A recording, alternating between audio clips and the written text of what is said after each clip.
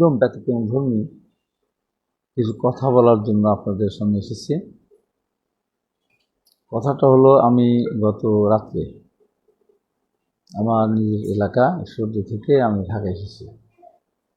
গত 4 তারিখে আমার এলাকার একটা ছেলে ইমন চাচাতো বোনের বিয়ের অনুষ্ঠানে গিয়েছিল আমার পার্শ্ববর্তী উপজেলা লালপুর। অনুষ্ঠানে আমারও যাওয়ার কথা ছিল, আমার ঘুরিয়া উপজেলা একটা কর্মসূচি থাকার কারণে যেতে পারেনি। আটঘোড়া থেকে আমি জানতে পারলাম তার চাচা আমাকে ফোন করলে ভাবলো যে ভাই, আমার ভাসতে ইমন মারাত্মকভাবে মোটরসাইকেল অ্যাক্সিডেন্ট করেছে, এখন থানাতে ট্রাকও আটকানো আছে, মোটরসাইকেল আছে, আপনি একটু কথা বলেন।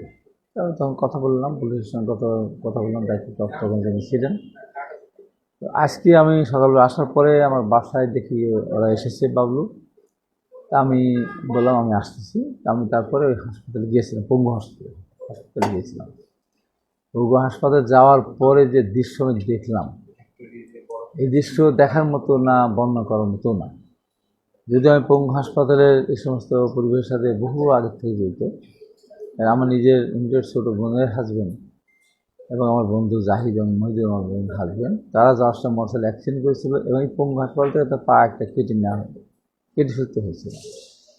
আর বন্ধু জাহিদুল কোনোভাবে পা রক্ষা করেছিল। আজকে আমি যাকে দেখতে গেছিলাম তার একটা পা কেটে ফেলা হয়েছে, বয়স 30-এর মধ্যে। তো ওকে দেখতে যাওয়ার পর আমি, আপনারা দেখছেন এই যে আমি যে বিভিন্ন বেডে যাচ্ছে, কি অবস্থা।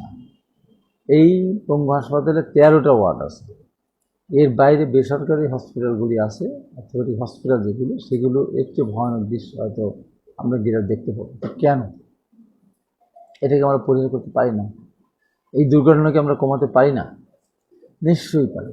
আমরা একটু সতর্ক হলে, যারা আমরা গাড়ি চালাই, বেশ করে যারা মোটরসাইকেল চালায়, এই মোটরসাইকেলে কিছু ছেলেরা চালায় একদম বয়স অল্প, হয়তো 18-20 বছর, 15 বছর, তাদের বাবারা যদি মনে করে আমার ছেলের হাতে এত বড় মোটরসাইকেল দেওয়া ঠিক না, তাহলে তাদের সন্তানরা বেঁচে যাবে, মানুষও ওদের দ্বারা আহত হয়ে হাসপাতাল গিয়ে মৃত্যুবরণ করার হাত থেকে বেঁচে যাবে। যেমন আমার এলাকায় আমার হাফিজুল মহলদার নামে আমার ভাই থানা বিএনপি সদস্য ছিল, আমাদের কমিটি, খুব দান করতো প্রতি ঈদে বা কোরবানির সময়। হাঁটতেছিল বিকালে, মোটরসাইকেল পাল্লাপাল্লি করে যেতে গিয়ে ধাক্কা মারে, পরবর্তী সময় রাস্তায় পড়ে যায়, হেড ইঞ্জুরি, পরবর্তী মারা গেল। এরকম প্রতিনিয়ত হচ্ছে। আমিও একটা রোড অ্যাক্সিডেন্ট করেছিলাম কয়েকবার, একবার মারাত্মকভাবে হয়েছিল। আমার প্রাইভেট কারটা ট্রাকের মধ্যে চলে গিয়েছিলাম, পুরো পশুটা এমনভাবে ভেঙেছিল যে মানুষ বেঁচে থাকতে পারে, এটা অকল্পনীয় ছিল। তারপরে হয়তো আমার হাত সব ভেঙে গিয়েছিল। আল্লাহ রহমতে এখন পরিবার সুস্থ না হলেও আপনাদের সামনে প্রতিনিয়ত কথা বললাম। আমি বলেছিলাম অনেক আগে, বিএনপি যখন ক্ষমতা ছিল 2004 সালের দিকে বা 5 সালের দিকে, নাজুল হুদা তখন মন্ত্রী ছিলেন, আমাদের বর্তমান স্থায়ী কমিটির সদস্য সালাউদ্দিন সাহেব, উনি তখন প্রতিমন্ত্রী ছিলেন। আমি ওনাদেরকে বলেছিলাম যে বাংলাদেশে প্রতিদিন রোড অ্যাক্সিডেন্টে যত মানুষ মারা যায়, সমাজের অনেক গণ্যমান্য মানুষ মারা যায়, যাদের উপরে একটা এলাকা নির্ভর করে, একটা শিল্পপতি নির্ভর করে, একটা পরিবার নির্ভরশীল, সেই সমস্ত লোকজনগুলি প্রতিনিয়ত মারা যাচ্ছে। আর এই যে ক্ষয়ক্ষতি, গাড়ি সারতে, আহতদের চিকিৎসা করতে কোটি কোটি টাকা ব্যয় হয়, এটা থেকে আমরা কিন্তু বাঁচতে পারি। সেটি হলো এই ভাই কথা বলেন কেন? সেখানে আমি বলেছিলাম যে অ্যাক্সিডেন্ট 90 না 95% অ্যাক্সিডেন্ট বন্ধ করে দেওয়া যায়, কমিয়ে দেওয়া যায়। কীভাবে? যে প্রত্যেকটা রাস্তায় রোড ডিভাইডার দিয়ে দিতে হবে। যেগুলি সরু রাস্তা, অল্প হয়তো হাইওয়ে যেগুলি আছে, সবগুলো 4 লেন নেই, তো সেখানেও রাস্তা বরাবর 5 ইঞ্চি একটা ইট দিয়ে দেন। বিরাট ধরনের ডিভাইডার দরকার নয়, 1 ফুট উঁচু করে দেন, সরকারের টাকাও লাগবে না। ওই এলাকায় আগে তখন দল ক্ষমতায় ছিল, বলেছিলাম প্রতিনিধি বলে দেন, প্রত্যেকটা নির্বাচন 300 আসনের মধ্যেই তো সীমাবদ্ধ বাংলাদেশ, তাদেরকে বলে দেন আপনার এলাকায় যতটুকু সরকার যদি টাকা নাও দেয়, 1 ফুট উঁচু করে ডিভাইডার দিলেন, একটা করে দেন, 5 ইঞ্চি করে গঠন করে দেন, তাহলে প্রচার বিভাগ কমে যাবে। লোকালে যেগুলি আছে, যে টেম্পো, ভুটভুটি, কুত্তা গাড়ি, এগুলি কিছুটা তাদেরকেও সাবধানতা অবলম্বন করতে বলতে হবে। আর লং রুটে যে সময় বাস পুলিশ চলে, ট্রাক চলে বা আরও যারা গাড়ি চালান, তাদেরকে অন্তত 7 দিনের একটা ট্রেনিং। সেই ট্রেনিংটা আর কিছু না, গাড়ি চালানো শেখা না, ট্রেনিংটা তাদেরকে নিয়ে আসতে হবে।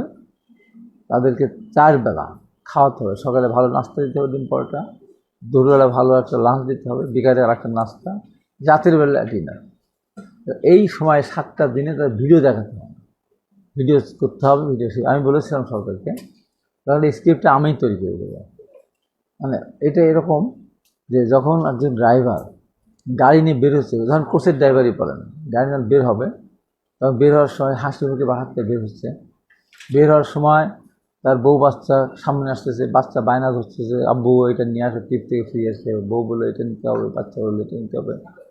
তো সে আসতেছে, যাওয়ার সময় হাসি মুখে ব্যাগ ভর্তি বাজার করে নিয়ে এসে যাচ্ছে যতটুকু তার সামর্থ্য।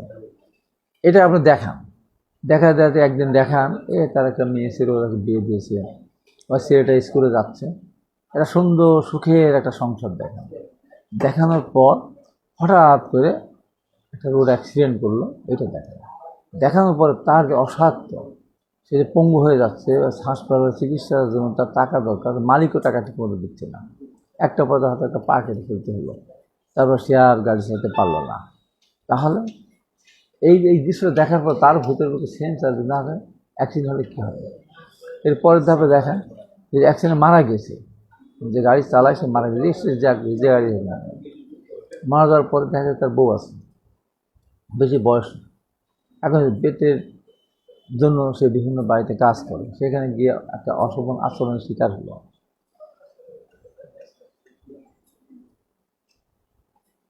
হ্যাঁ, তারপর দেখা গেল যে তার বউটা অন্যজনের সাথে বিয়ে করে চলে গেল, তার বাচ্চারা থাকলেও অসহায়। তো সেই বাচ্চা হয়তো কোনো কাজে যাচ্ছে, কোনো গ্যারেজ যাচ্ছে, তাকে সেখানে হয়রানি করা হচ্ছে, ঠিকমতো তাকে পয়সা দেওয়া হচ্ছে না। মেয়েটা বিয়ে দিয়েছিল ধুমধাম করি, মেয়েটা কিছু হয়তো যৌতুক দেওয়ার কথা ছিল, সেটা দিতে না পারার কারণে মেয়েটাকে তার স্বামী বা শ্বশুরবাড়ির লোকজন পিটিয়ে বাড়িতে বের করে দিল। এই অসহায়ত্ব অবস্থাতে দেখান। আরও অল্প সময় বলছি, আরও ডিটেল 7 দিনের একটা ভিডিও তৈরি করতে হবে। এবং আমরা যখন কোচ স্ট্যান্ড থেকে উঠবো, ধরেন আমার বাড়ির সর্দি, কোচে যখন উঠবো তখন ড্রাইভার সাহেবকে বলতে, ড্রাইভার সাহেব আপনি কোচটা চালাবেন, এখন নিজের নিয়ন্ত্রণে রেখে, সবার জানমাল রক্ষা করার দায়িত্ব আপনার। তখন তার মনের ভিতরে একটা কাজ করবে যে না, আমার গাড়িটা সুন্দর চালাতে হবে। আর বাড়ি থেকে যখন বের হবে তখন তার বউ বলে দেখে শুনে গাড়িটা চালাও। বাচ্চা এসে বলে আব্বু ঠিক মতো চালাও, অ্যাক্সিডেন্ট করো না, অ্যাক্সিডেন্ট করে নিজে ক্ষত বিক্ষত হবে না, বা তুমি অ্যাক্সিডেন্ট করলে আমাদের কী হবে। ধন্যবাদ।